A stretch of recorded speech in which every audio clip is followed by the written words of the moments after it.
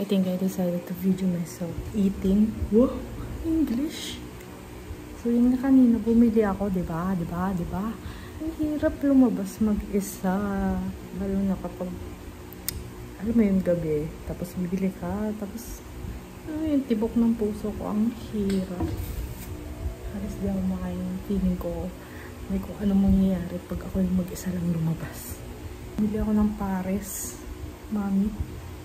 Tapos, I think, ang daming binigay ng bata sa akin. Tapos, 60 pesos lang siya. So, yung pares may kanin, may noodles. Tapos, parang ang dami niyang nilagay na sili. Wait. Ayan no, punong-puno. Gano'ng kadami. Nagbe-blurred siya. Wait lang. Okay. Tapos, ito yung kakanin.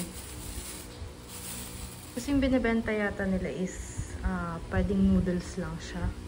Hindi ko alam. Basta hindi ako ganong familiar kasi sa beef pares or kung ano yun. Kasi pwede siyang walang rice. Tapos pwedeng yung ganito lang siya. Pero parang ang dami niyang binigay. Hindi ko alam. Tapos kanina, nagsukli pa siya sa akin. 50 pesos. Eh diba, 60 pesos yung benta nila. Tapos binigyan niya ako ng sukling 50. Eh buti na lang medyo nasa utak ako nun. Sabi ko, ala sobra. 60 pesos po ata yung ano, yung benta. Tapos yun, pinalitan niya. Actually, hindi naman importante yun. Ba't ko ba kwento? Wait lang. Paano ba? Ang hirap magkwento, no? Isa ko lang ngayon.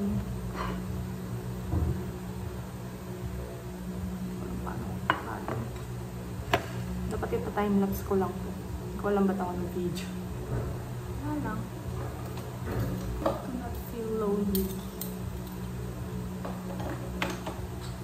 Feeling ko nag-e-echo yung boses ko. Ayokong may nakakarinig sa akin pag nag-video ko.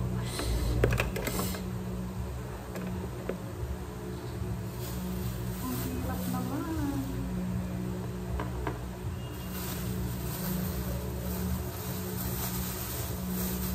Panoorin nyo na daw paano kumain. Hirap lang ngayon lang. Dito pa ako kumakain kasi wala pa kaming upuan at saka mesa. Kaya nandito ko sa malapit sa sink ko kakain. Feeling ko na irinig mo ako sa sink kasi nag-e-echo ko.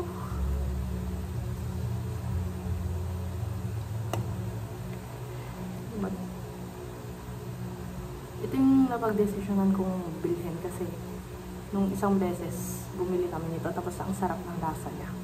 Pero ngayon, sana masarap pa rin. Sana ganun pa rin yung lasa niya. Ang dami kasing nilagay na sili ng bata kanina.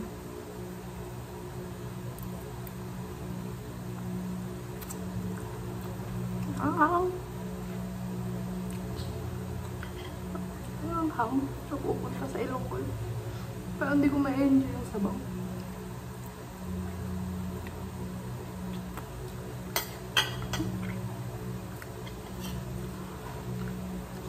Purpose ko talaga dito yung sabaw eh.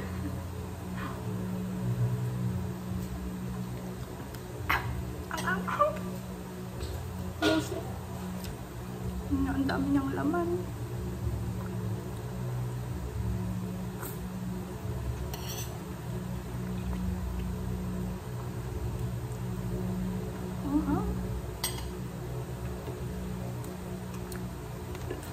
Medyo maalat. Ano ko food critic?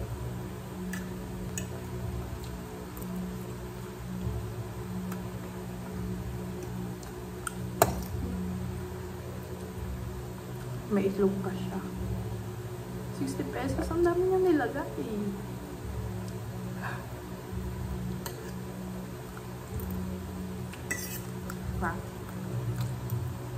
Sarap pero maalat.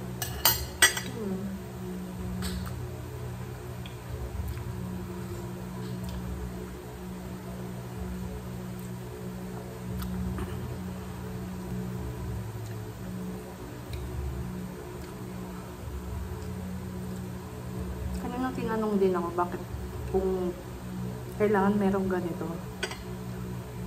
ng ganito, edi sabaw lang siya.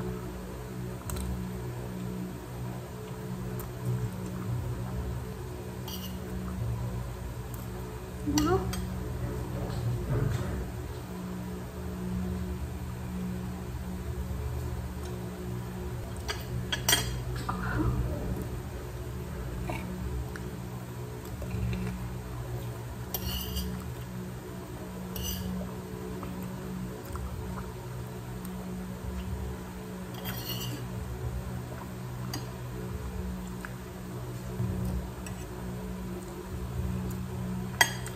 Mas masarap yung unang namin nabili. Mas malasa siya.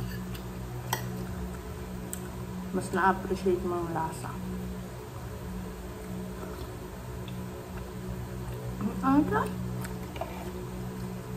Bigyan mo kayo ng tubig. Pwede ba yun?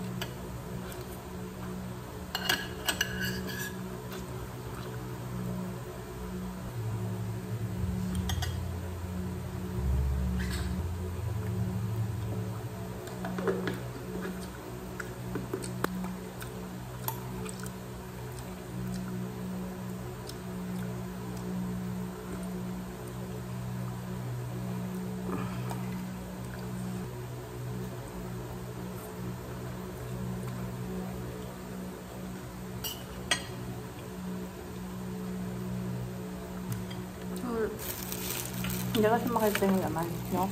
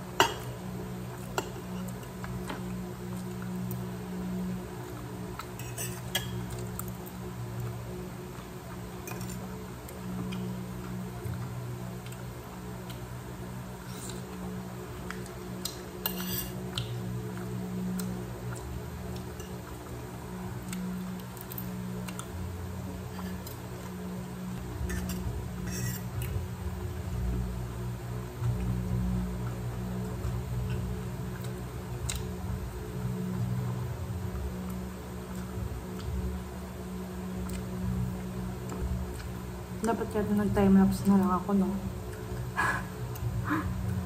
Ba yun?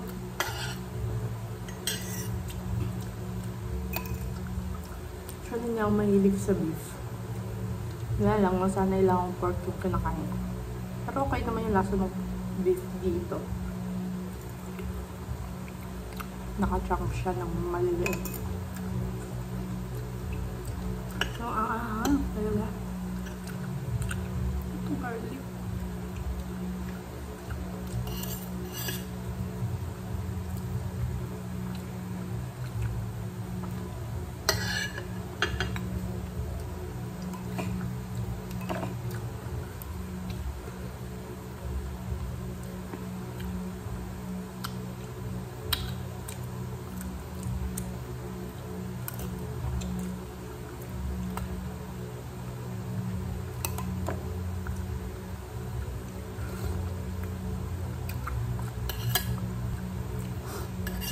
Disappoint ka na sa lasa, no? sayang. Pero syempre dahil sayang, kakainin ko pa rin. It can be better if you improve it a little.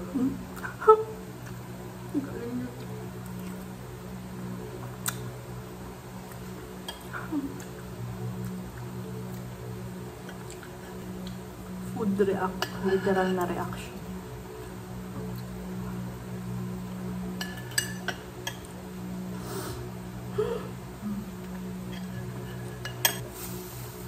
Lang.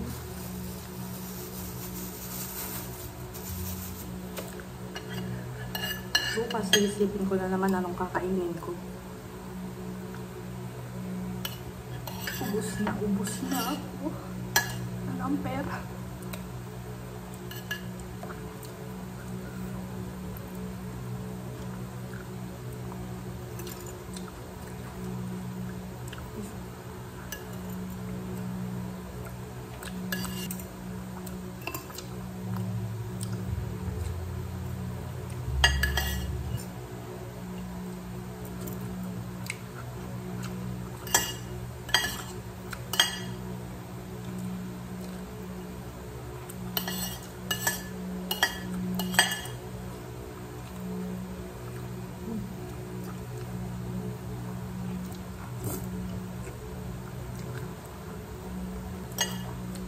Wala na. Lang. Tapos na ako.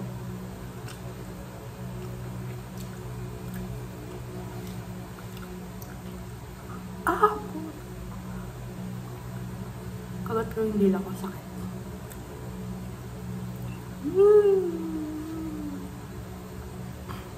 Alala na nila ako. Babay na.